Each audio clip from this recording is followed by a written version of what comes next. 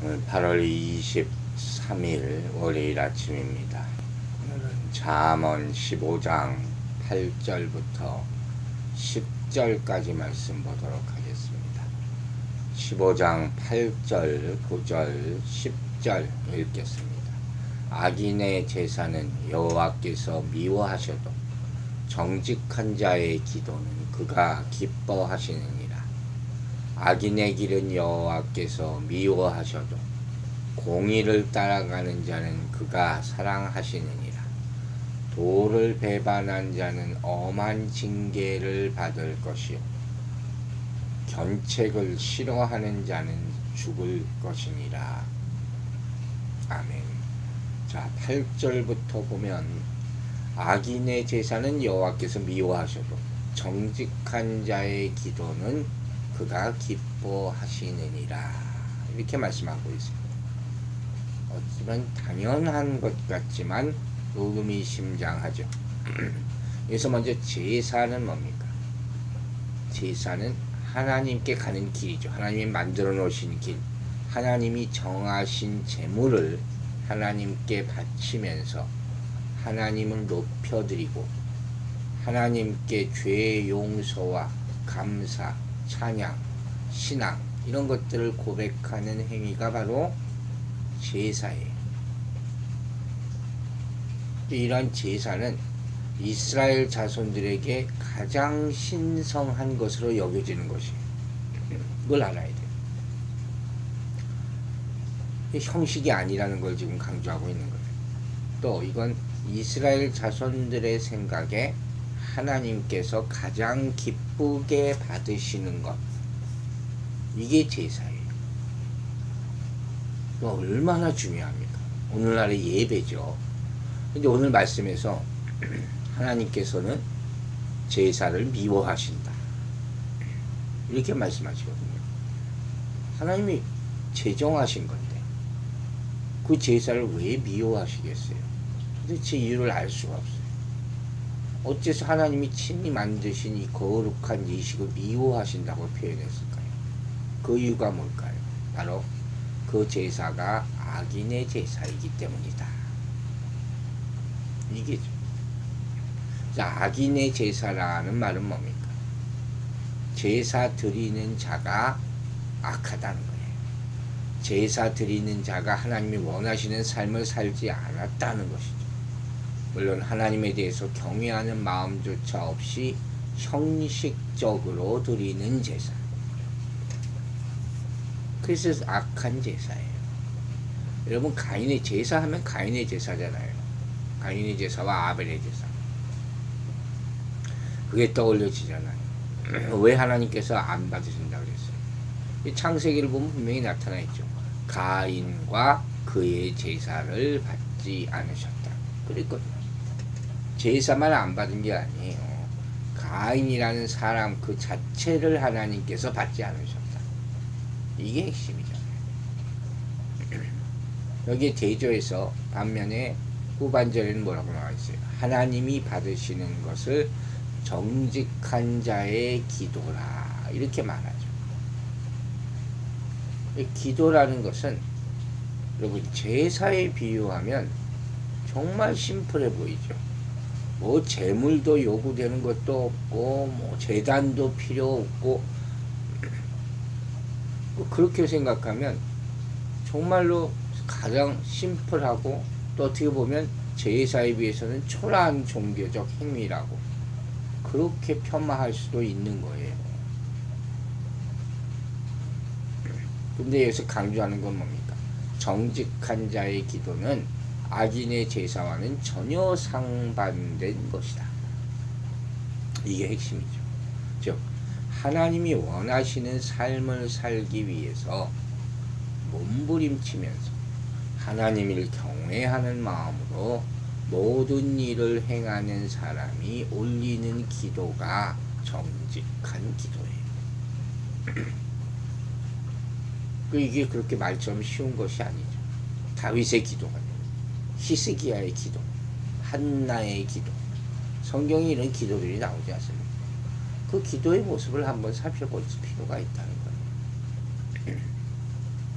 그래서 이러한 본문의 모습들을 정리하면 하나님께서는 진정한 제사의 정신을 상실한 채 형식과 의식의 수준에만 집착하여 드리는 값비싼 재물만이 동반된 제사보다 비록 가진 것이 없어서 재물이 초라하더라도 그 중심에서 우러나오는 자발적인 순종과 헌신의 기도를 더욱 기뻐하신다 하는 것을 말씀하고 있는 것이 중요하네요.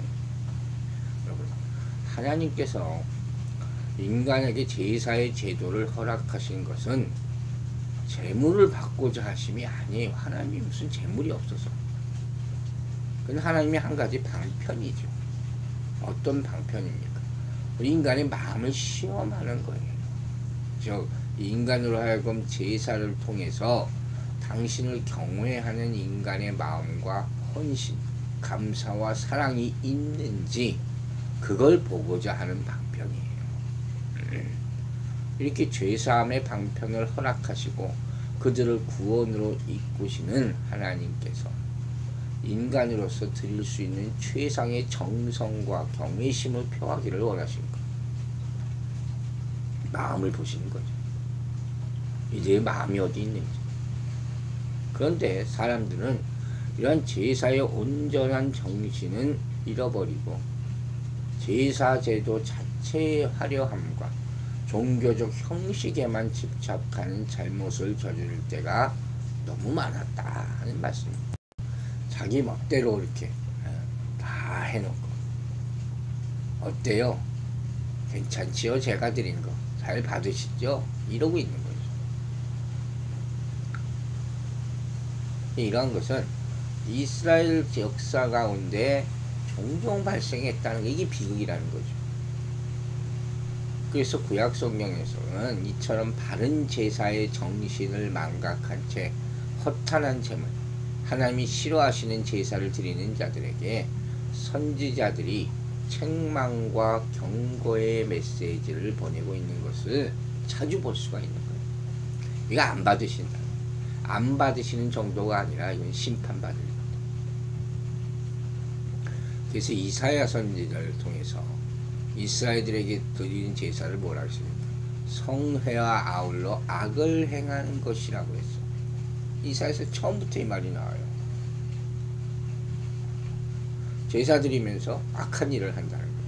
또 말라기를 보면 말라기 1장 6절에 아들은 아비를 종은 그 주인을 공경하나 내가 아비일진데 나를 공경함이 어디 있느냐. 내가 주인일진데 나를 두려워함이 어디 있느냐. 가짜 공경이죠. 불공경이에요. 그 말라기 1장 10절을 보면 너희가 내 단 위에 헛되이 불사르지 못하기 위하여 너희 중에 성전문을 닫을 자가 있었으면 좋겠도다. 내가 너희를 기뻐하지 아니하며 너희 손으로 드리는 것을 받지도 아니하리라. 분명히 안 받는다고 하죠.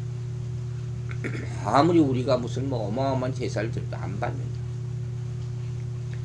결국 이렇게 하나님을 향한 제사를 멸시하고 무의미한 제사, 하나님을 진노케 만드시는 제사를 드리는 이들에 대해서 이들은 하나님께서는 결국 이들을 심판하실 것이다.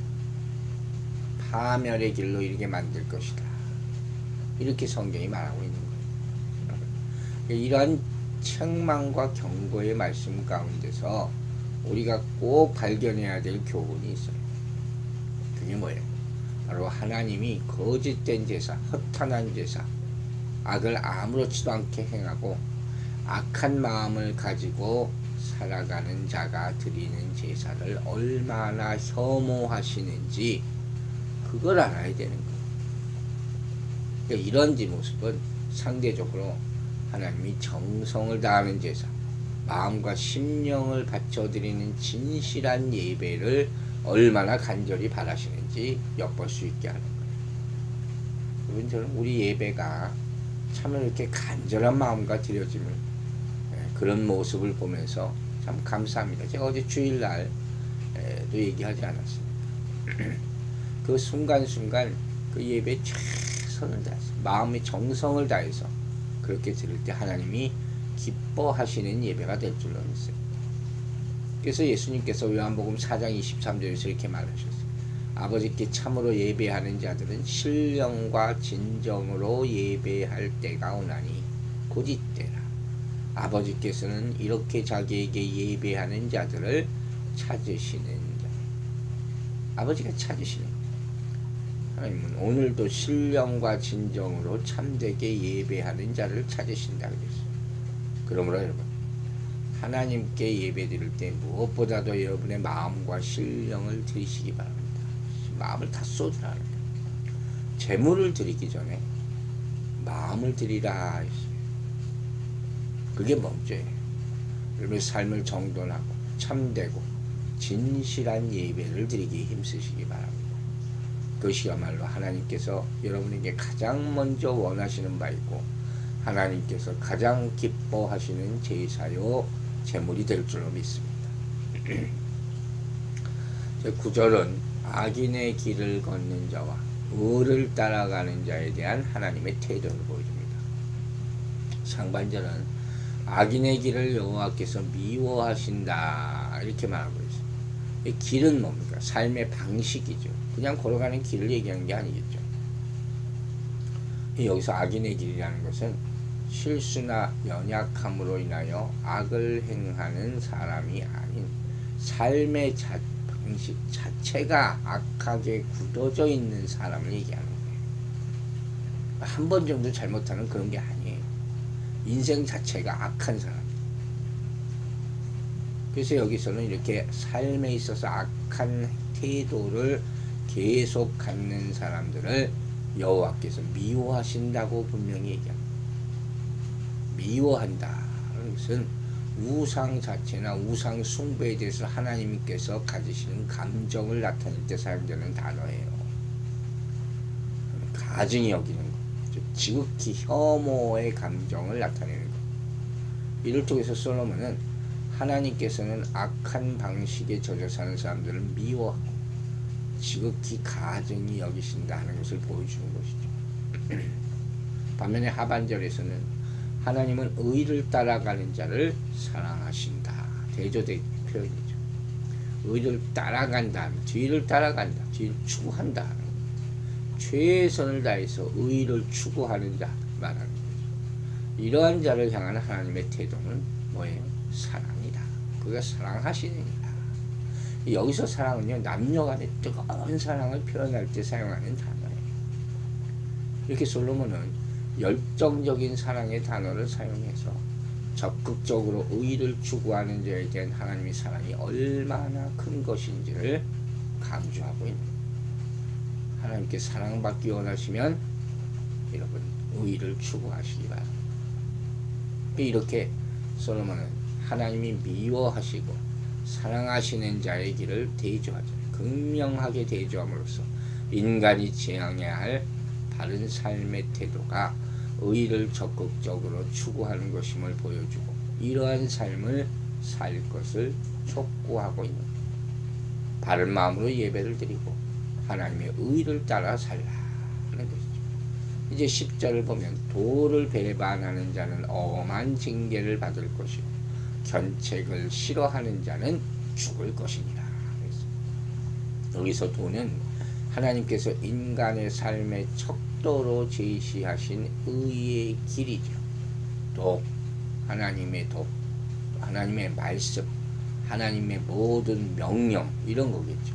이것을 거역하는 자는 엄한 징계를 받게 될 것입니다. 그럼에도 불구하고 견책을 싫어하는 자는 결국 영적, 육적 파멸의 지경에 처할 것이다. 말씀 안에 교훈과 책망과 바르게 함과 의로 교육함이 있다고 디모데후서 3장 16절에 얘기했잖아요. 이걸 받아들이라. 이게 싫어하면 어떻게 결국 파멸하는 거예요. 그러니까 하나님이 인간에게 삶의 척도로 주신 말씀에 대한 태도에 따라서 인간의 생사 화복이 결정된다. 이거예요. 이게 핵심이에요. 성경은 말씀을 인생이 추구해야 될 길을 이렇게 보여줍니다. 인생이 살아갈 때 반드시 따라야 할 도라는 거예요. 또한 성경은 말씀을 변함없는 진리라 이렇게 말하기도 합니다. 진리는 뭐예요? 변하지 않은 것, 절대 불변하고 영원 불멸하는 신적인 속성을 가지고 있는 것이 바로 진리예요. 시시때때로 변하는 것은, 조속간에 변하는 것은 절대로 기준이 될 수 없죠. 그러다 망하는 거죠. 절대 불변의 하나님의 말씀만 인생이 믿고 따라야 할 유일한 잣대가 된다. 또한 말씀은 생명이라고 했어요. 이 생명은 죽음이 근접할 수 없는 영원한 생명을 말하죠. 그래서 예수님은 요한복음 11장 25절에서 나는 부활이요 생명이라고 했어요. 나를 믿는 자는 죽어도 살겠고 무릇 살아서 나를 믿는 자는 영원히 죽지 아니하니라. 이것을 내가 믿느냐? 아멘 해야 되겠죠. 우리가 반드시 알아야 할 대상이고 반드시 믿어야 할 대상이고 그 명령을 따라 순종함으로 살아야 한다. 그 뜻이란 말이에요. 왜냐하면 인생의 참 길이요 진리요 생명인 말씀을 떠나서는, 예수 그리스도를 떠나서는 누구도 인생의 진정한 성공과 행복과 의미를 발견할 수 없기 때문에 이처럼 말씀은 정말로 귀중한 가치가 있는 것이에요. 여러분, 오래전에 엘리자베스 여왕, 미국 영국의 엘리자베스 여왕 아직까지 살아있어요. 이분이 이런 말을 했대요. 나는 영국을 버릴 수는 있어도 성경은 버릴 수가 없다. 그분이 신앙이 얼마나 대단한지 모르겠지만 하여튼 이런 말을 했답니다. 영국이 우리가 알지만 원래 해적의 나라예요. 바이킹. 그죠? 성경 말씀으로 선진화됐고 신사의 나라가 됐고 해가 지지 않는 그런 대국이 되었다. 이런 말들도 합니다. 또 스위스의 어떤 철학자는 성경을 읽고 배우는 자는 절대 타락하지 않는다고 했다고 합니다. 우리가 잘 아는 조지 밀러, 기도의 사람이죠. 성경 말씀이 인간의 삶의 표준이요 판단의 근거다 이렇게 말했어요. 사랑하는 성도 여러분, 우리는 과연 이 놀라운 가치와 능력을 가진 말씀을 어떻게 대하고 삽니까? 과연 그 말씀을 온전히 붙잡고 말씀의 교훈과 견책을 순종함으로 살고 있습니까? 우리가 하나님의 말씀을 어떻게 대하느냐에 따라 생명과 축복의 주인공이 될 수도 있고 심판의 주인공이 될 수도 있는 것이에요. 그러므로 우리 인생에 있어서 말씀이 가지는 가치를 다시 한번 상기하시고 말씀을 우리가 따라야 할 길이요 변치 않는 진리이며 우리를 살리는 생명이라는 사실을 꼭 기억하시기를 주의 이름으로 축원합니다. 기도하겠습니다. 하나님 아버지 감사합니다. 우리가 하나님을 생각하며 또 이 하루를, 이 한 주를 시작합니다. 정말로 세상은 우리가 바라볼 것이 아닙니다. 하나님의 말씀 안에 생명이 있음을 깨달아 알게 하여 주시옵소서. 우리가 모든 예배를 드릴 때 한순간순간에 최선을 다하게 하여 주시고 신령과 진정으로 예배드림으로 말미암아 하나님이 기뻐하시는 산제사가 되게 하여 주시옵소서. 또한 우리가 말씀을 항상 삶의 기준으로 삼아야 될 줄로 압니다. 그 말씀이 우리에게 말할 때 그것에 다 순종하게 하시고 말씀이 보이는 길에 따라 우리도 함께 따라가서 그 길이 생명의 길이 되게 하여 주시옵소서. 오늘 하루도 주의 말씀이 우리에게 인도하는 빛이 되어 주시고 길이요 진리요 생명 되신 예수 그리스도 이 말씀 안에서 발견하게 성령님께서 도와주시옵소서. 감사드리며 예수 그리스도의 이름으로 기도했습니다. 아멘.